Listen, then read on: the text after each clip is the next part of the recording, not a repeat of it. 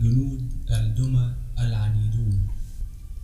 لقد صار ابن الإله إنسانا كي يمكن الناس من أن يصيروا أبناء للإله، ولسنا نعلم على كل حال، أنا لا أعلم كيف كانت الأمور ستسير لو أن الجنس البشري لم يعصي الإله قط وينضم إلى العدو.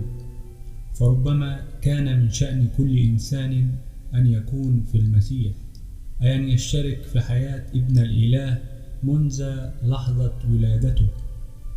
وربما كان من شأن الحياة الطبيعية كايوس أن تنجذب إلى داخل الحياة غير المخلوقة ذوي فورا وبطبيعة الحال، غير أن هذا حذر وتخمين، فأنت وأنا معنيان بالأمور كما هي ثائرة الآن.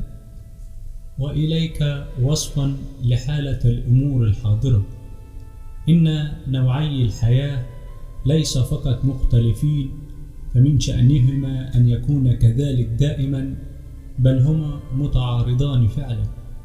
فالحياة الطبيعية في كل واحد منا أمر مركزه الذات، أمر يريد أن يدلل ويحظى بالإعجاب ويستغل الحيوات الأخرى ويسخر الكون كله لمصلحته، وهي تريد على الخصوص أن تترك لذاتها، أن تظل بعيدة تماما عن أي أمر أفضل منها أو أقوى أو أسمى، أي أمر قد يشعرها بأنها صغيرة.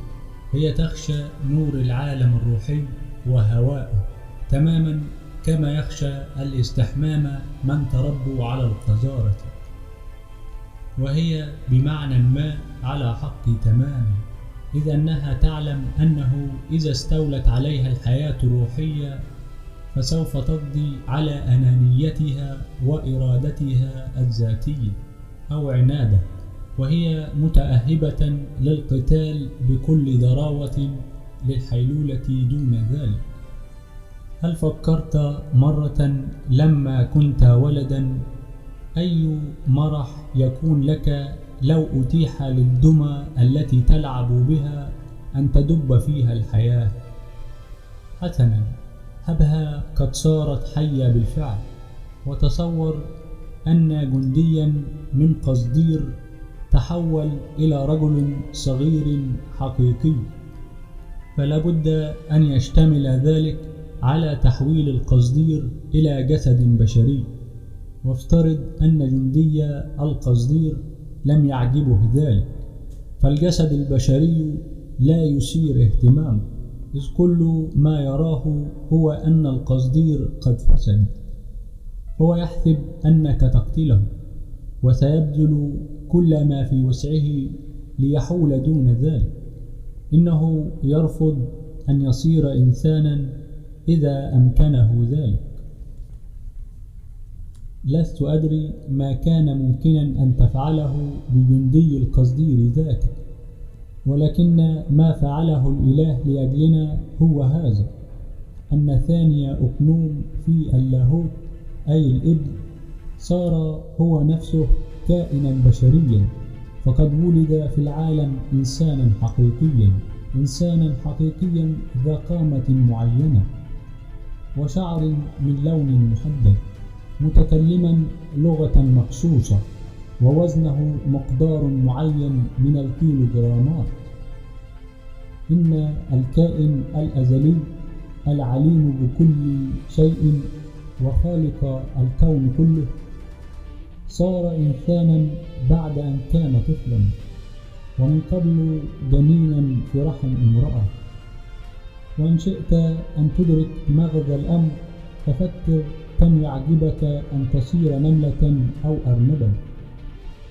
وقد كانت نتيجة ذلك أن صار لدينا الآن إنسان واحد هو بالحقيقة كل ما قصد للبشر جميعا أن يكونوه، إنسان واحد فيه استطاعت الحياة المخلوقة المستمدة من أمه أن تستحيل بالكمال والتمام إلى الحياة المولودة، فالكائن البشري الطبيعي فيه اتحد كليا بالابن السماوي، وهكذا ففي حالة واحدة بلغت البشرية غايتها إن صح التعبير، إذ انتقلت إلى قلب حياة المسيح.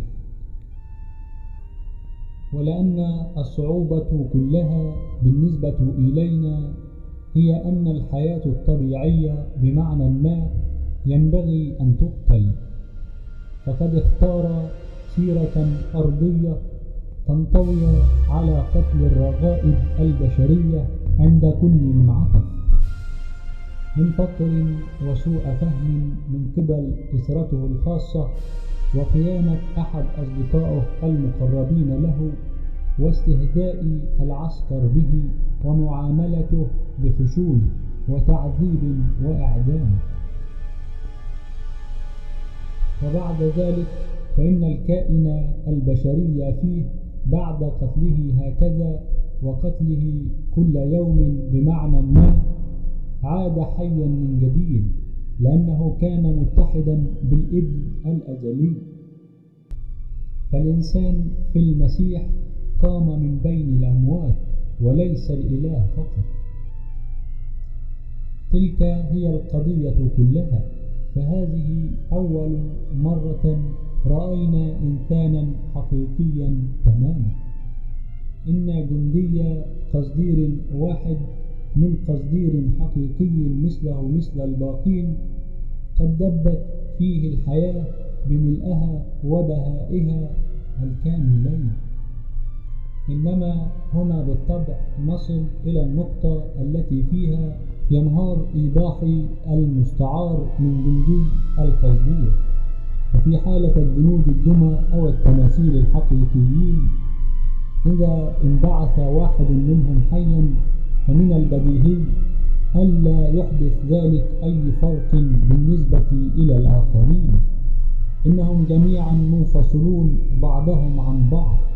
ولكن الخلائق البشريون ليسوا كذلك، فهم يبدون منفصلين لأنك تراهم يتنقلون منفردين، إلا أننا أيضا مصنوعون بحيث لا يمكننا أن نرى سوى اللحظة الحاضرة، ولو تثنى لنا أن نرى الماضي لبدا الأمر عندئذ مختلفا بالطبع.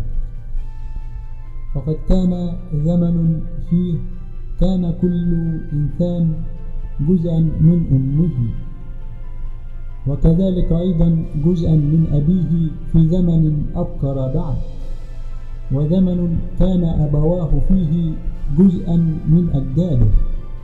ولو قدر لك أن ترى البشر منتشرين عبر الزمان كما يراهما الإله لما بدا المنظر شبيها بعدد غفير من الكائنات المنفصلة منتشرة هنا وهناك، وإنما كان سيبدو شبيها بكائن واحد نام، بل بالحري أشبه بشجرة معقدة جدا، وسيظهر كل فرد مرتبط بكل فرد آخر.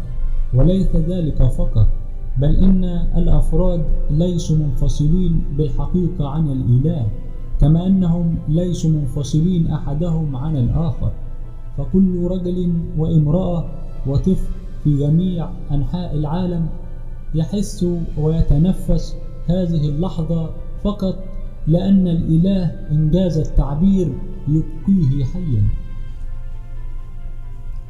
وعليه فعندما يصير المسيح إنسانا لا يكون ذلك بالحقيقة كما لو أتيح لك أن تصير أنت جندي قصدير معينا، بل إن ذلك يكون كما لو أن شيئا مؤثرا دائما قد حل في الكتلة البشرية بطريقة جديدة. ومن تلك النقطة ينتشر التأثير في كل البشرية كلها. يبدأ عند نقطة محددة بالتأثير في مجمل الكتلة البشرية كلها.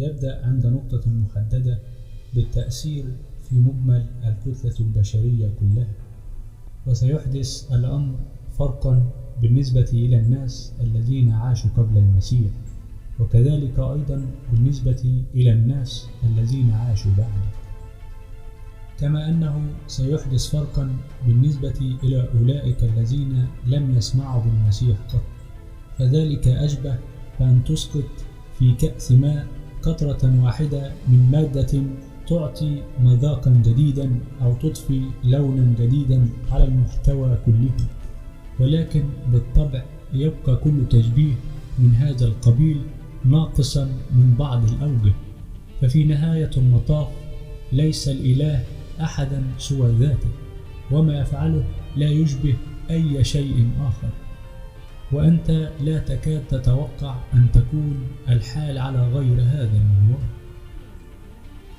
إذن فما هو الفرق الذي أحدثه المسيح بالنسبة إلى الكتلة البشرية بكاملها؟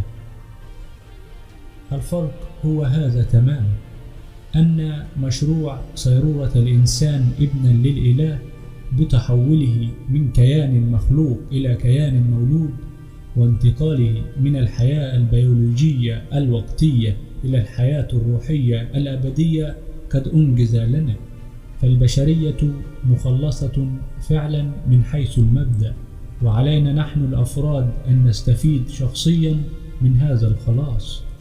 ولكن العمل الشاق حقا ذاك الذي لم يكن في وسعنا أن نعمله نحن أنفسنا قد أكمل لنا، فليس علينا أن نحاول الارتقاء إلى الحياة الروحية بمجهوداتنا الشخصية، إذ إن تلك الحياة قد نزلت فعلا إلى وسط الجنس البشري، وإن نحن فقط فتحنا باب أنفسنا لذلك الإنسان الفرد الذي فيه كانت تلك الحياة حاضرة حضورا كليا، والذي هو رغم كونه الإله إنسان حقيقي أيضا، فإنه يفعل ذلك فينا ولنا. أتذكر ما قلته عن العدوى الصالحة؟ إن واحدا من بني جنسنا له هذه الحياة الجديدة، فإن التصقنا به نلتقطها منه.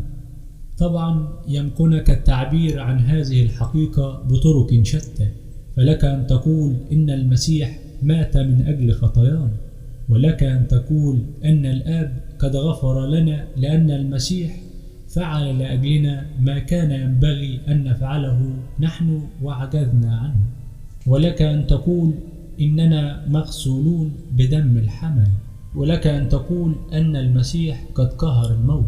فهذه التعابير كلها صحيحة، وإن كان أي منها لا يروقك فدعه وامضي بالصيغة التي تروقك، إنما مهما فعلت فلا تبدأ تجادل الآخرين لأنهم يستخدمون صيغة تختلف عن صيغتك. من كتاب المسيحية المجردة للكاتب C.S. لويس، ترجمة دار أوفير، أداء صوتي روماني بشر.